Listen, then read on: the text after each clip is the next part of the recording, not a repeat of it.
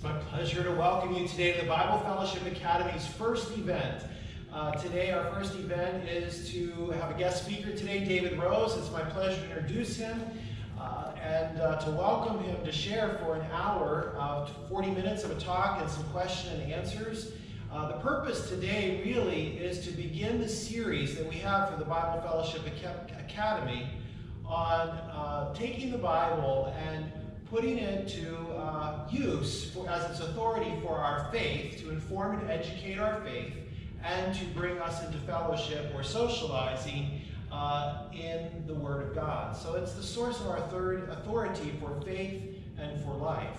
And so we want opportunities for people to gather and to grow and to practice what it means for the Bible to be the authority of our life. And so our speakers in this series are today Pastor David Rose, next month Pastor Scott Head, and on September 17th Pastor Stefan Kalanji. And we have a handout that gives a little information about each of our speakers, and we'll have a more extended bio that you can get online or you can get through email if you're interested in the upcoming speakers in August and September. So we are thrilled today to get it kicked off with David Rose, whose reputation and bio is found here for us, but a lot of us know him through the Fort Bend Herald article that he faithfully writes.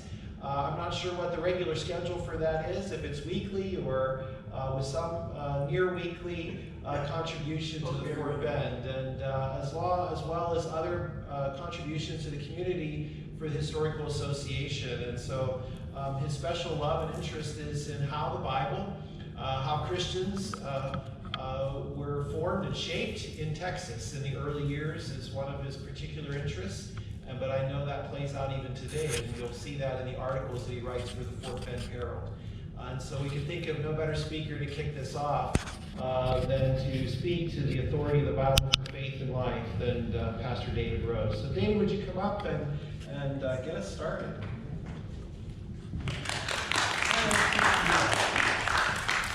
Everybody can get one shot.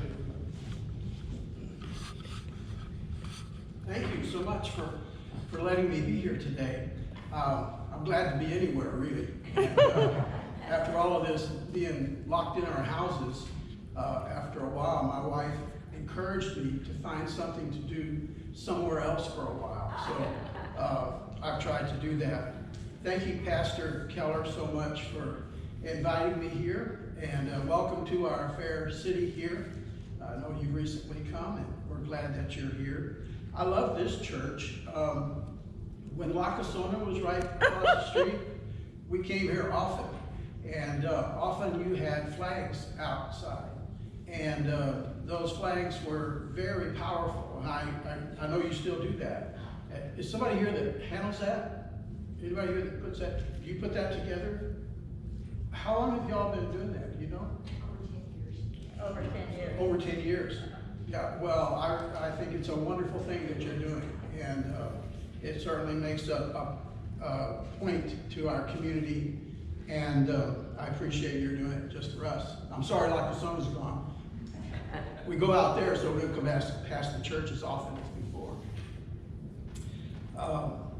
My wife and I were married in 1971, and so it's almost 50 years. Next year will be 50 years that we've been married. We have 2 daughters. They're married, have 5 grandchildren.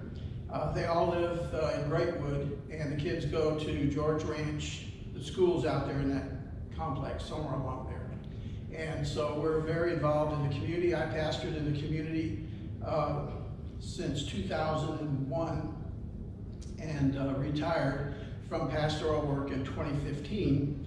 And so that kind of has been a while now. When I retired, I took a little different direction. Just to let you know, I was born in San Antonio, Texas. Anybody else born in San Antonio? All right, well, have you visited? Anybody visited San Antonio? Riverwalk, Caserio, anywhere down there? And at the time, San Antonio was very much a military town, very historic town. It was a very multicultural town. My dad pastored there, and the church we had was a multicultural church because people came from from all over to the military, and then we were real near the air base, so we got to know a lot of people. Back then, when I was a little boy, there weren't really a lot of shopping centers in San Antonio, and so the main shopping district was downtown. So we would, my mom would throw me in the car and take me downtown to do the shopping. She'd go to see the shrines of Joski's and Solo Serve and Walgreens. Those were the shrines she visited. And just up from Joski's, there's a small church. That church is St. Joseph's Catholic Church. Have any of you visited that little church? It's an interesting church. It's in a little cutout of the River Center, and it's an old church, goes back to 1850, somewhere in there. And we would often go, when we go down there, my mom would take me in there and we'd sit and just meditate and pray a little bit and be a part of that situation. Afterwards, she'd go shopping. I'd walk on up past the Menger Hotel and the Cenotaph and then to the Alamo. And I'd spend time as a little boy just hanging around the Alamo and hanging around the area, listening to tourists and also native people there just talking about the area. And when I was in school in San Antonio, we would have trips every year. And they'd load the kids up in the buses, and we'd go to La Villita on the Mission Trail, and also the King William Historic District. We'd visit all those places. I thought everybody did that. I thought everybody in the world had historic places in their town, and that was just what we did. I found out later that isn't true, but it is a very interesting thing to me to have this history as part of my life from a small child.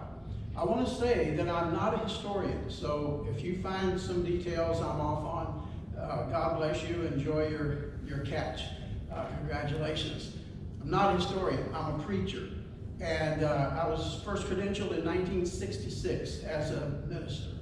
And all these years I have served in pastoral ministry. And so in doing that, as the pastor knows, we're constantly in our studies and preparation for messages. In our particular church, we have Sunday morning, Sunday night services, and Wednesday night services. So I was always preparing 3 sermons a week, plus a funeral or a wedding or whatever else, a Sunday school class that I was teaching. So to remain fresh, there was a lot of study that we had to do. I got into Texas history and using stories from Texas history as illustrations so that people would connect to it. Primarily, I pastored here in Texas. I did pastor in Wisconsin for a while. But people tended to connect when they heard a story about an area that they had visited or had lived in. Let's see here. I'm going to play with this. Okay, first turn it on, Dave.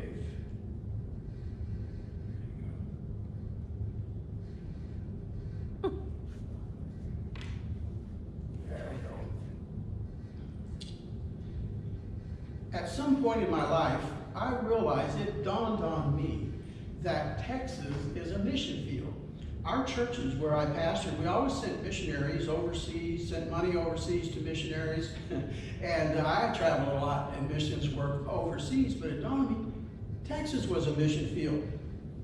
Spain and other countries sent missionaries to Texas. And they built the missions that were here and did work to try to convince people to accept Christ. And so we grew up on a mission field. I wrote this book, God in Texas. It was a name taken from a letter by William B. Travis that he wrote to the Washington on Nebraska's convention as they were considering independence on March 3rd, 1836. And I don't know if you can read that, but it says, the bearer of this will give you, your honorable body, a statement more in detail. Should he escape through the enemy lines, then he signs it, God in Texas, victory or death. And then he signs it, your obedient servant, W. Barrett Travis, Lieutenant Colonel, Commander. The book God in Texas came to my mind to find ways to connect people with how God helped settlers, pioneers in Texas get into their lives and into the the lives that they had moved here. Many of them had moved from the United States. When they came to the United States, there were no churches here. There was nothing here. They had hardly anything to do. And so to carry on the traditions of church and the worship, they had to either do it in their home or try to connect up with some other people. And how they did it was so important and so interesting to us. In Texas history classes, people don't tend to, the school system won't talk much about how God was involved in the formation of the state of Texas and how God was involved in the things that were going on here. I understand why they don't. I don't approve of that, but somebody has to talk about it, and so I decided I was going to take that track in my life. As a public speaker, this book presents illustrations, anecdotes, and I found out that homeschoolers enjoyed this book. And so a number of homeschoolers take this book and use it in their, because a lot of those are Christian families, and they'll take some of these stories and have the kids read them and talk about them because they're historically, factually based and documented in there. And so it helps them understand exactly what happened in early Texas. Now, I'm going to share a few stories this morning, and none of them are in the book. They're all separate ones in the book. And I have been writing for the Fort Bend Herald for a number of years. Scotty Willie asked me if I would write and a couple of stories, which I did, and then he asked if I would continue on, and so now I write pretty much every other Sunday. I should have an article in this Sunday. And generally they're about God in Texas, but it doesn't have to be. Some of my articles are about other things that I feel are important. Now, I'm also a member of the National Association of Independent Writers and Editors. And so on that card, do you have that business card? On that business card, there's two websites. And one website is davidroseministries.com. That's the one I write on all the time. And many of my stories are there. And the other one is the NAIWE, which is the National Association of Independent Writers and Editors. I'm only recently been invited into that group, and a number of my articles can be found there at that particular website. In fact, does anybody have a birthday today? Yesterday. Your birthday was yesterday? Happy birthday. Plan to do it next year. All right, keep it up. It's a good sequence. And let's see here. I have some books on that back table there. Could you get one of those books? And I'd like to give him a book for his birthday. And my goodness, congratulations. Where were you born? Denver, Colorado. Denver, Colorado. This is a little different than Denver. Yeah, Denver's beautiful. There's a book for you. You can have that. God bless you, and hope you enjoy it. And let's see. So I'm selling them for $15 today. They sell for $20. You can get them for a lot less on Amazon.com, and you can get them for about $6. Apparently, they have used ones, so that might be your better idea. Well, let's see. What I want to do here is I have the state of Texas map, and then you see the yellow and blue, A, C, and B, those letters. When you see those letters on there, that will be the region of Texas that I'll be talking about in these stories. Some people don't know exactly where certain places are in Texas. I mean, you probably know where San Antonio is and Richmond and Rosenberg, but you may not know where some of the other towns are, like Pecos. So I'll have that map up, and you can look there and see. One of the stories I like to tell is a story about a Comanche chief named Buffalo Hump. Buffalo Hump was a fairly young Comanche chief, and he became very upset about an event that happened in San Antonio known as the Council House Fight in March 19, 1840. And in the Council House Fight, many of the Comanche chiefs had gathered there with the Texan soldiers.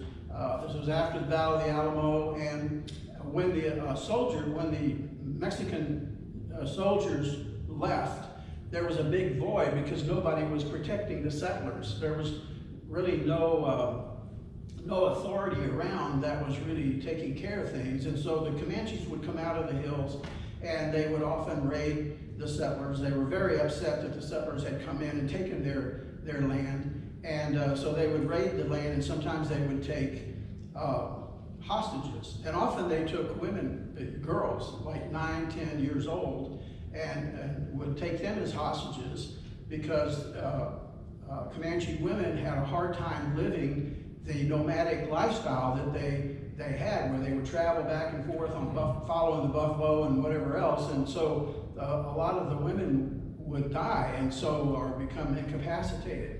So they had to continually bring in women into the structure. Well, of course, this upset the settlers whenever they had their children taken as hostages. And so there was a big meeting in San Antonio at the council house, and they brought in the Comanche chiefs. They told them they needed to bring in some of their hostages. They brought one back, and they knew there were at least 15 more. And they got into an argument, and they started shooting each other in the house. And before you knew it, many of the Comanche chiefs had been killed. Others escaped.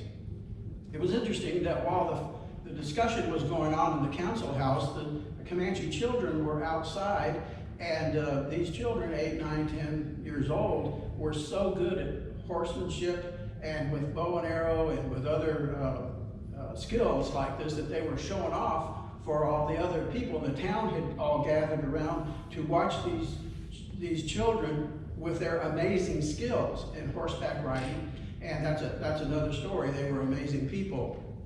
But anyway, they escaped, and Buffalo Hump was very upset because they had lost so many of their chiefs. So he went back and he went into his place of meditation, and he thought God gave him a vision that he could push all of the settlers into the ocean.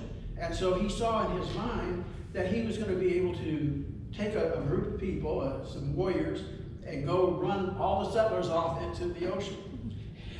And so he got together 1,000 warriors. Also, there were squaws, there were old men, there were children, but it all totaled around 800 to 1,000 people. And they get on their horses and they start riding towards Victoria. And as they got to Victoria, for coming out of A is where they were in the hill country, they went to letter C, which is around Victoria. They did a lot of pillaging there, and then they headed on down to letter B there, which is Linville, or we know it as Port Lavaca.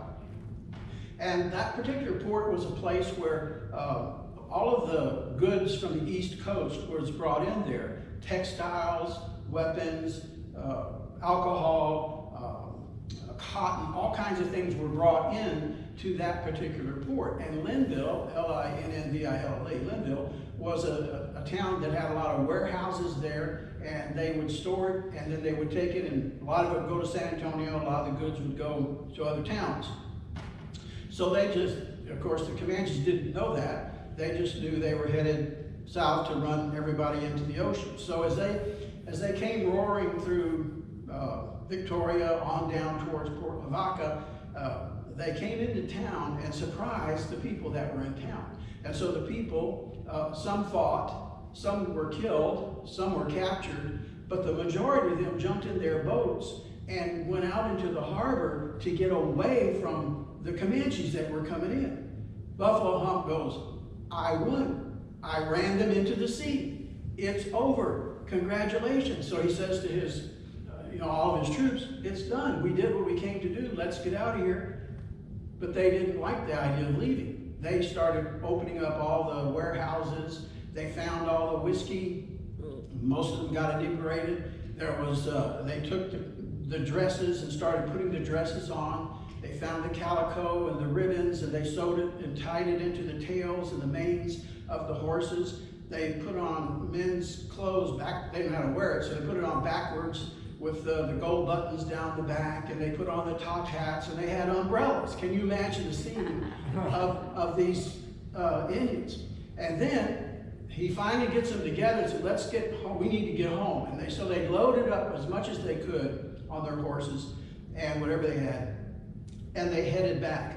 And as they were headed back around the letter C there, which is north of Victoria, around an area known as Lockhart, now Lockhart, Texas. Good barbecue in Lockhart.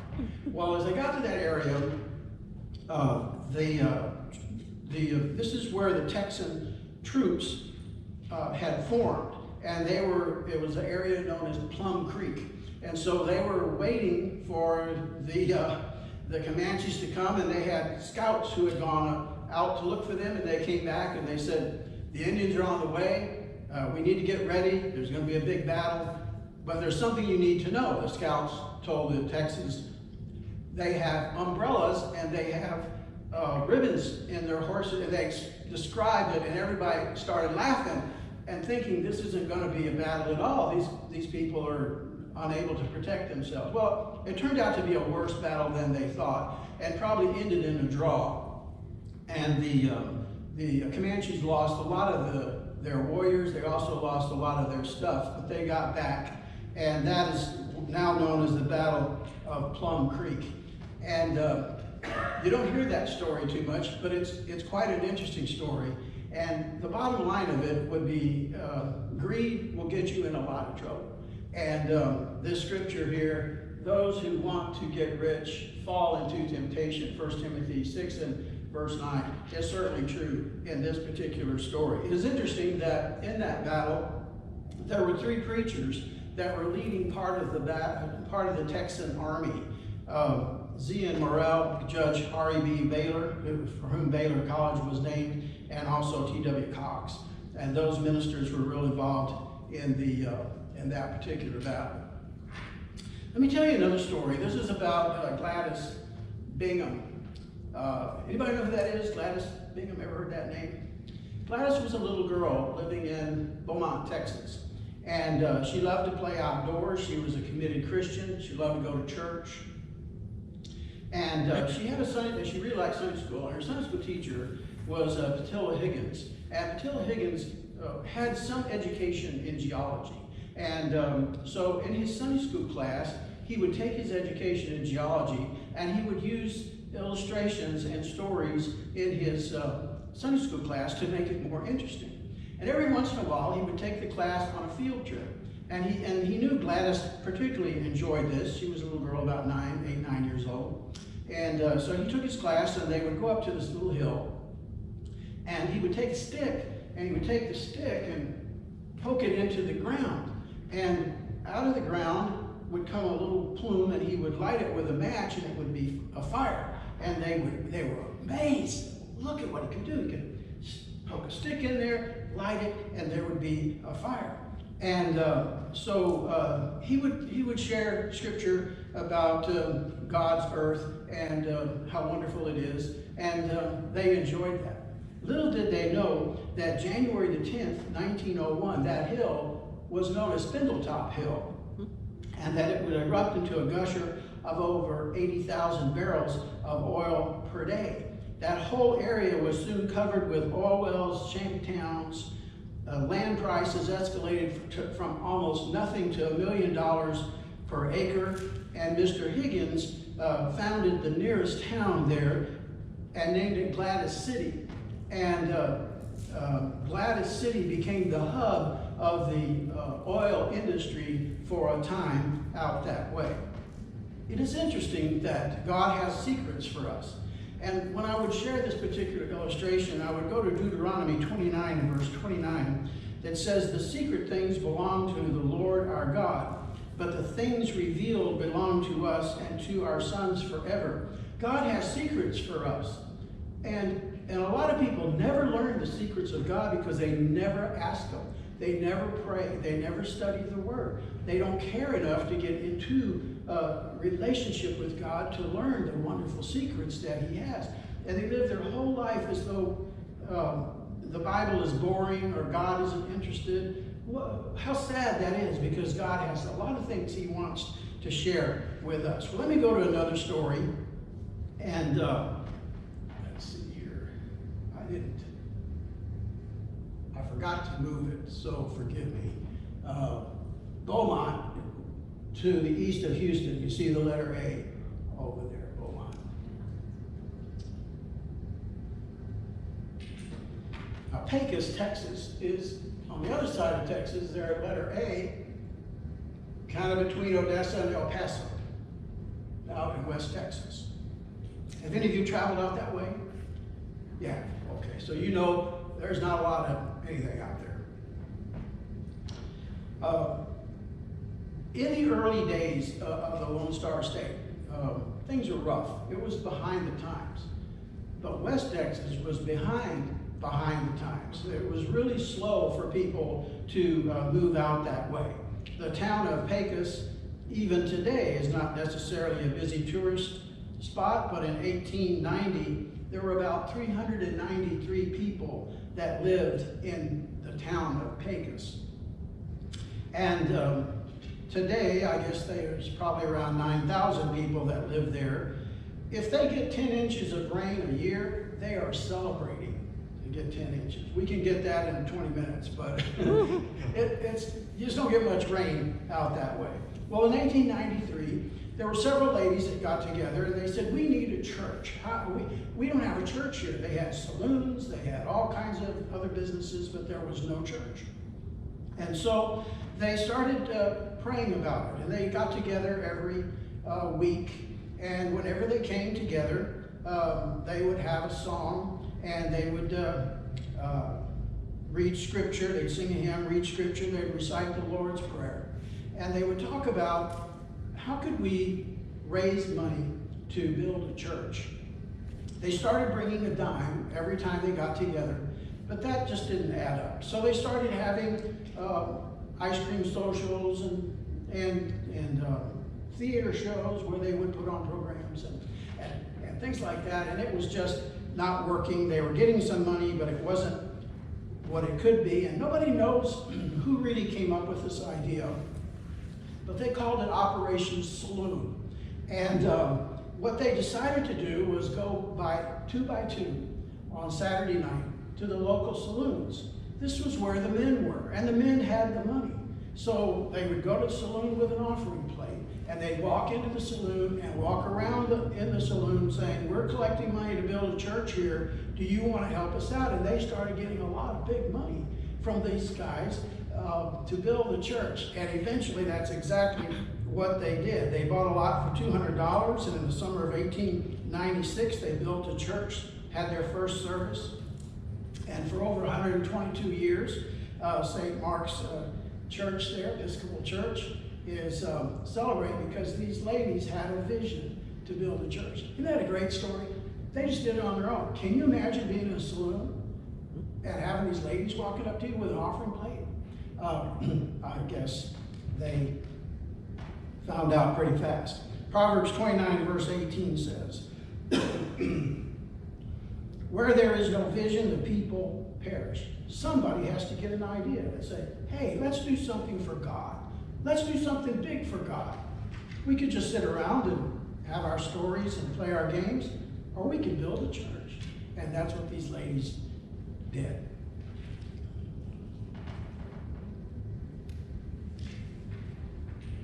Not long ago, my wife and I were coming home from church service, and we stopped at a red light, and there was a truck, a pickup truck, that was next to us. And it was such a huge truck. When I looked over, the cab was still higher than my car, but I could see as I looked out a sign on the side of the truck. It was a Toyota Tundra that said 1794 edition. Excuse me, 1794 edition. I did not know what that meant. And what happened in 1794 that would be important on the side of a truck. As I studied about it, I realized that in the mid-18th century, Juan Perez de Casanova came with a group of Canary Islanders to San Antonio, Texas. When they landed in San Antonio, Texas, and when they got there were 15 families, 56 people total. And they started cultivating the land and settling the land. And as they were doing so, they had no church. And they missed church. They came to the Canary Islands. They were very involved in the church. And so they wanted to build a church.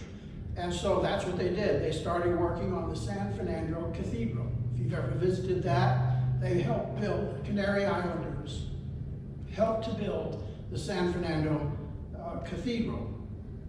In 1794, that's what was on the side of the truck, there was a King Charles in Spain gave Casanova, thank you, that would be very helpful, gave Casanova 4,000 acres. He donated 4,000 acres to Casanova. Wow, that's really nice of you. I got a little something stuck in my throat there, so thank you so much. This is good water, isn't it? The best.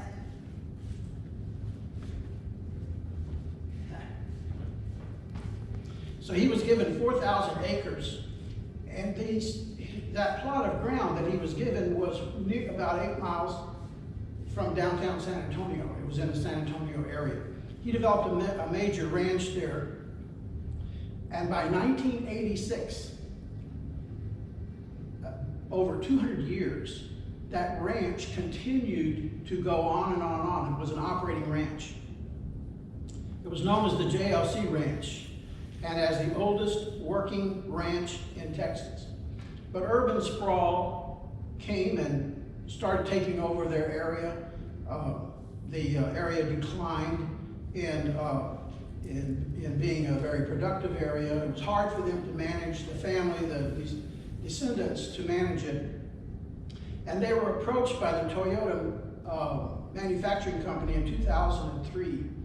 And Toyota bought 2,600 acres of this historic land. And they created a building that employs 2,000 people. It covers the equivalent of 157 football fields and has the capacity to produce over 150,000 trucks. Additionally, over 600 acres were donated to the city of San Antonio, and a 30,000 square foot nature center was created to teach visitors about the rich history of the land and also this factory that was built there. This Toyota Tundra pickup truck is built in San Antonio. You may have one. And it was the very special 1794 edition. They say that this particular truck, does anybody own one of those? I'd like to get in your truck. They say it's a Lexus LS in a Toyota Tundra body. It's got all kinds of gadgets and gizmos on it. But this man, Casanova, was the leading person in developing the cathedral and in doing great things for God. And I think that is a great story.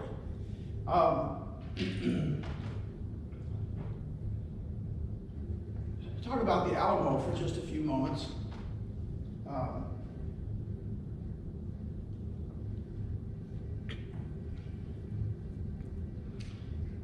How many have visited the Alamo?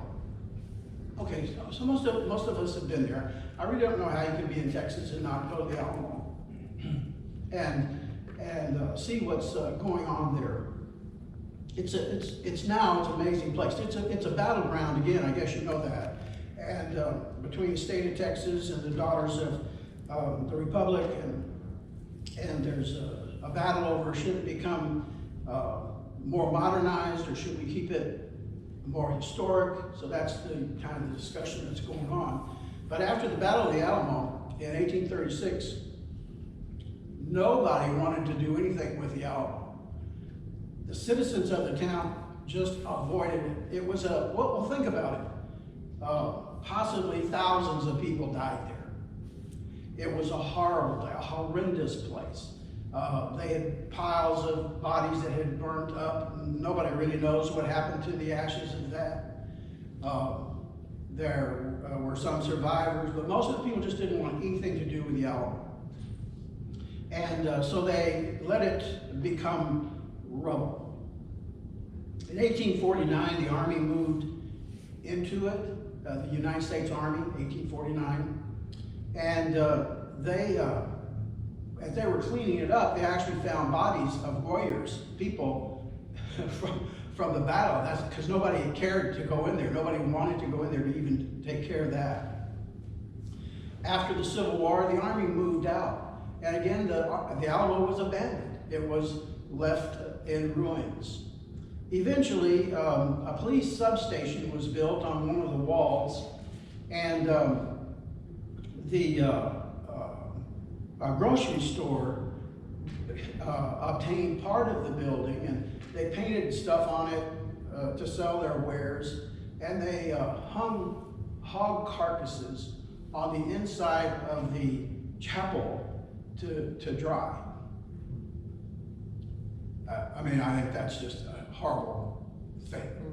And eventually they moved out, and there was some talk of tearing it down and using the land for something else.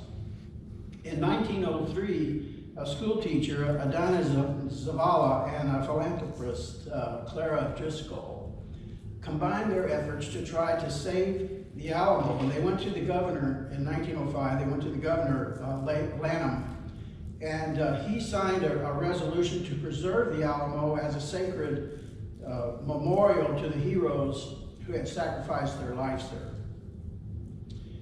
Then the Daughters of the Republic of Texas, the DRT. Are any of you in the DRT? Do you know anyone in the DRT?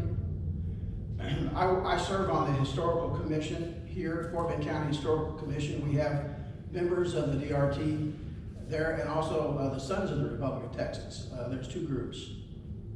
And they are wonderful people, and they really cared for the Alamo, and they really saved it to where today you can go and visit it, and you can see artifacts and things like that. Otherwise, it could have just been torn down. The way we're tearing down history, the way we're abandoning history and moving forward is a huge mistake.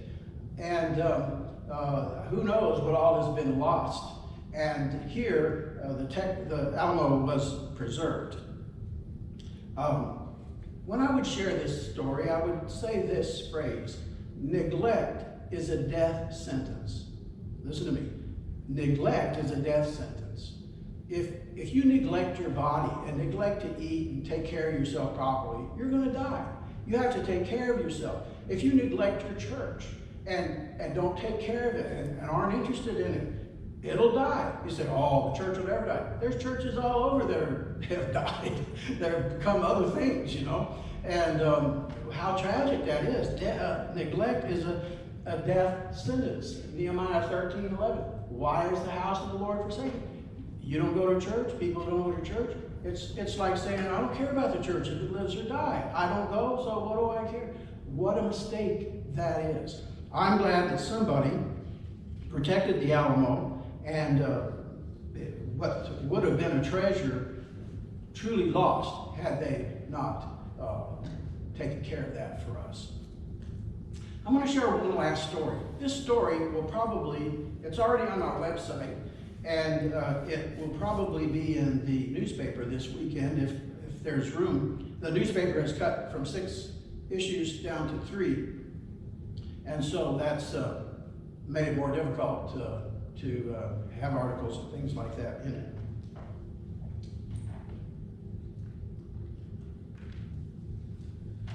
I want to talk about Joshua Houston.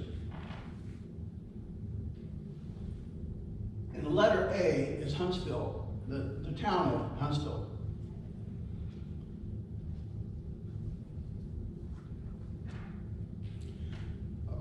There was a man by the name of Temple Lee, L-E-A, Temple Lee, L-E-A, important name in Texas history. He lived in Alabama, and he was a strong church-going man, leader in his church in Alabama, and he had slaves. And when he was on his deathbed, he gave one of his slaves, a man named Joshua, to his daughter Margaret.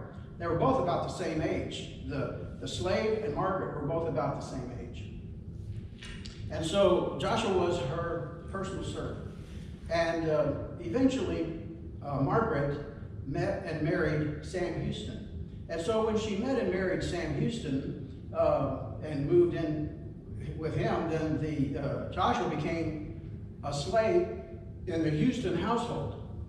And in the Houston household, the children were taught to read and write, and they brought Joshua into the family to learn to read and write and to handle finances. And eventually, Joshua even handled the finances for the Sam Houston household. He was so good at that, and he became an excellent blacksmith.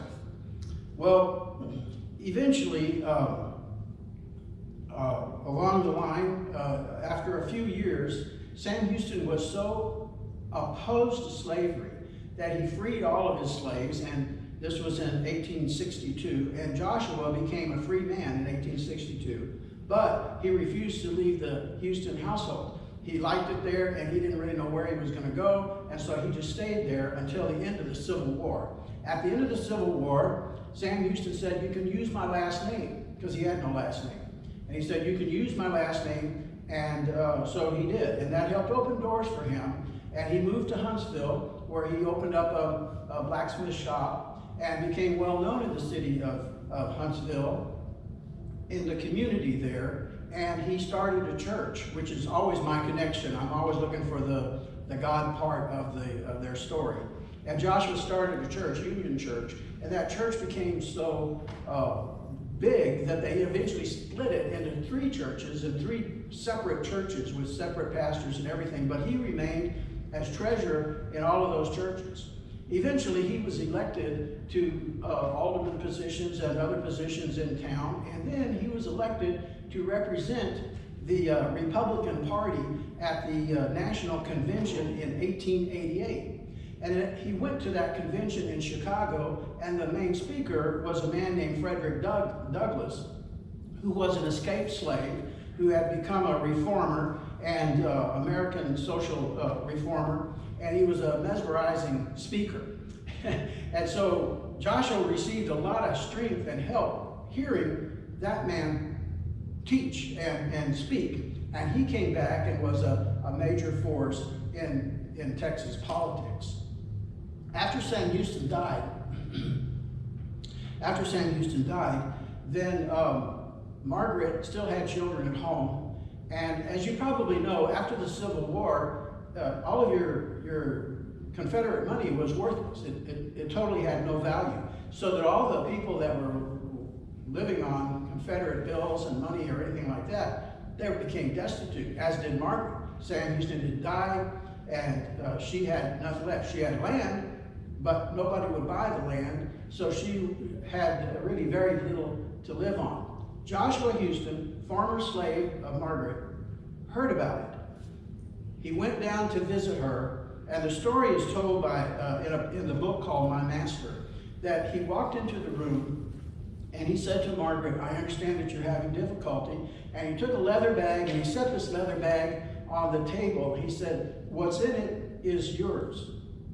And she opened it up, and there was gold bars and United States money in there, which amounted to around $2,000. And he said, "This is my life savings, but I want to give it to you to take care of your family." Well, Margaret began to cry, and she said, "I can't take this from you. You shouldn't do that. This is for you have a family that you need to take care of. Give them a good Christian education. Take care of your family, but thank you for remembering me." That story really stuck in my heart. And Deuteronomy 15 talks about opening your hand and lending to those who are in need. Here was a man who could have come back with bitterness and anger. He could have come back with all kinds of an attitude towards this family from which he was no longer a slave but had grown up as a slave. Instead, he came back with an open heart and an open hand, because that's what Christians do. We love each other, we care for each other, and we reach out to each other in our time of need. And I want to finish here with this phrase here, which I want to thank you for letting me come today.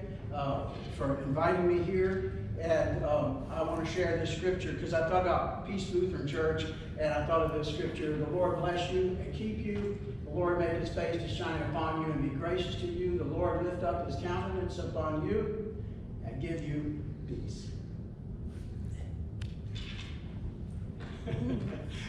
I love this cow. So, Pastor, thank you for letting me come. Thank you very much. So we'll open up the floor. If you have any questions for David, now would be the time to ask them. And I'm going to come by with the microphone to be sure that we can hear you if you've got a question or two. Okay.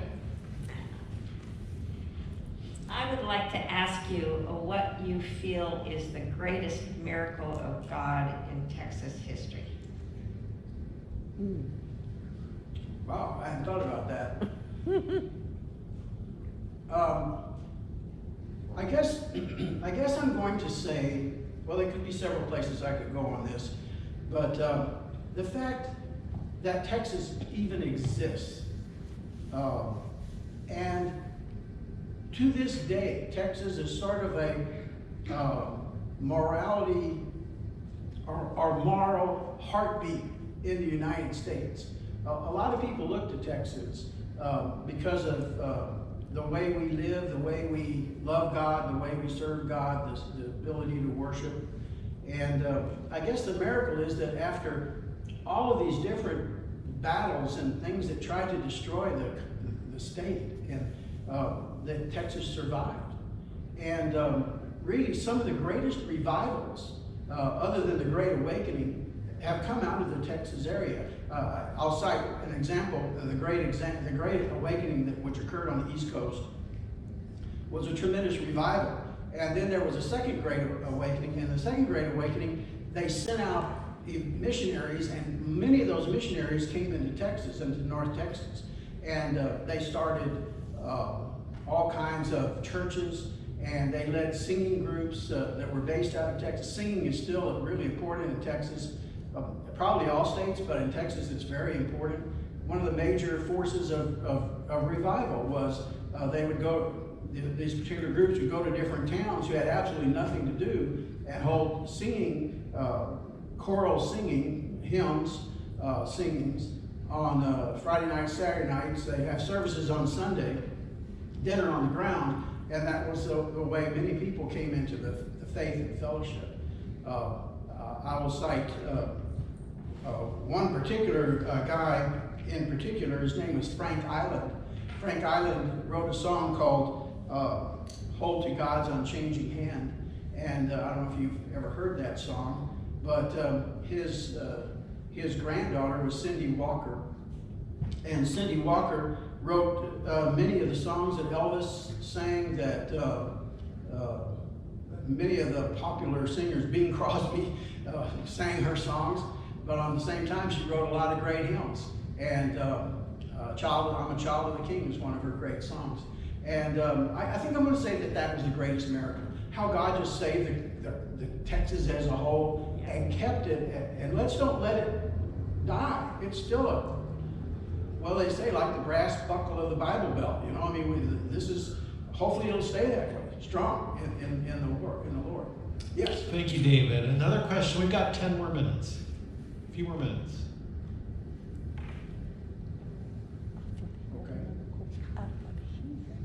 I think she's got, do you? No, I thought he was saying another question. Oh. No, I was just giving the time. Juanita.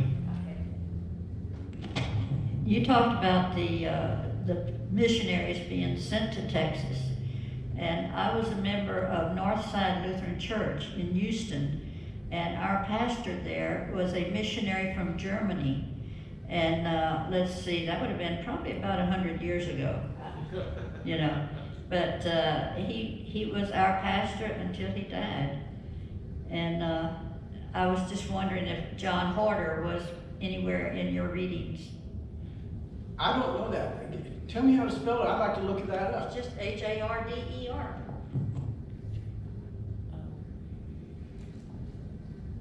I don't know that name, but I will. You said it's German. Yeah.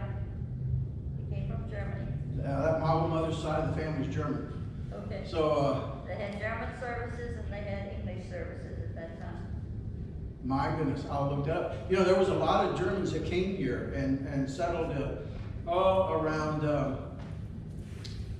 let's see, Victoria area and into the hill country, Fredericksburg and all around there. They raised up some great churches. They sure did. This was in Houston. And he was in Houston.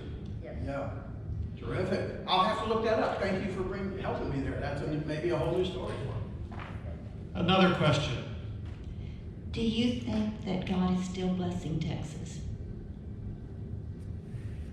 I'm going to say that he is because of those who have gone before us.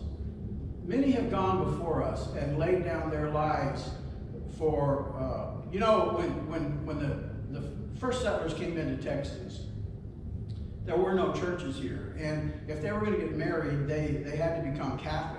And yet there weren't a lot of Catholic churches. There weren't hardly any Catholic priests. So they couldn't really worship like they wanted to. And a lot of them were Protestants. And so they had to make some decisions. And what they had to do was internalize it. Whereas we go to church and make the preacher do it, and we spend our few minutes with him, and then we go, and that's for some people, that's their depth of Christianity, is coming in and just doing a little thing and then leaving, which is not what those people did. They had to live it. They had to dig deep. They built altars in their home. They had prayer meetings in their home. They sought God when the various attacks of either enemy attacks or weather or fires or whatever was going on, they had to dig deep. I think that's one of the things about Texas that God can bless is a heritage. But we're building a heritage too. I asked a question in an article just a couple weeks ago. Should God bless America? Are we still in a position for God's blessing? And if we say, well, no, it's too bad, well, then it's our own fault. I mean, we have responsibilities too. Each of us have responsibilities. I guess I will answer your question that way. I think so. I think God still is, but a lot of it is for the heritage that has been sown into the faith of our state. Okay, another question. You're born and bred in San Antonio. How do you happen to establish yourself here in the Houston area? Okay. Let's see here. When I came out of college, I took a church in Milwaukee, Wisconsin. That's on the way to Houston, right? And so in Milwaukee, I was met my wife, and we were married in Milwaukee, and both our daughters were born there. In '78, a pastor in Houston called me and asked me if I would become his senior associate pastor. And that church was a fairly large congregation, and so this was sort of an executive pastor role. And I took that role, and in 1978 moved here into Missouri City. And so we pretty much have based out of Fort Bend County since 1978. I did leave for a time and pastor in Wisconsin and also in Dallas, but we always came back here, and then my daughters met their spouses here, and so and then I was elected to a church down here in Fort Bend County, so that kind of kept us here. Yeah. And right now, one of my, I have two daughters. One daughter's married to a guy that's a professor. He's a dean, in fact, the business school at Houston Baptist University. And my other daughter, her husband works for Fluor. He's in the engineering department. Both my daughters have master's degrees and are certified teachers. And my youngest daughter is the counselor at Polly Ryan Middle School. So we're going to be here for a while. My wife says you can leave, but I'm staying with the grandkids. We might have time for one more question, two more. We'll give it a shot. We got two more maybe. Okay. I was delighted to hear you talk about the Comanches in Texas, and my grandmother's grandparents were some of the earliest settlers in Texas, and so she knew her some of her great aunts and stuff, and they would tell her the stories of when the Comanches came, how they would give them food and so forth to keep them from burning them out when they were on the rampage like that. And then she said they also would pray for the Comanches that they would not move. And so the religion was very much in their lives, even though a lot of times she said they couldn't have what they would call a church service, but maybe once a month to get the people together in the community. But it was always in their lives. And so it's been a strong thing, I think, in Texas. Many of our grandparents, great-grandparents came here from other countries and started churches, so Yeah. I think that's wonderful. Yeah, thank you, Faith. Yeah, and my wife said to tell you hi. She's at a funeral, she couldn't come, so she missed the today. Another question. Last one. What denomination are you with? The Assemblies of God. Are you acquainted with that group? Mm-hmm. Yeah. So, yeah, been credentialed with them since 1966. I don't know if they'll claim me, but I claim them. Well, with that, we want to thank you again with a nice round of applause for being with us today and kicking off our Bible Academy Fellowship as we learn ourselves from the Bible, our faith in our life, and our relationship with God as it shapes it and forms it. So we're looking forward to next month, and we hope, David, you'll come back and join us for next month, and hopefully by the grace of God, we'll all be here together rather than so few of us and sending it out through YouTube. But it will be available for YouTube. You can tell your friends and family via Peace Lutheran Church Facebook or the website. You can pick up the YouTube, or we can email it directly. And just a reminder that your book is back here, and David said just leave some money back here with the book and help yourself if you'd like to have a copy of that book. So it's right here on the chair. Yeah, all the proceeds from the book sales go to feed hungry children. Actually, they're my grandchildren.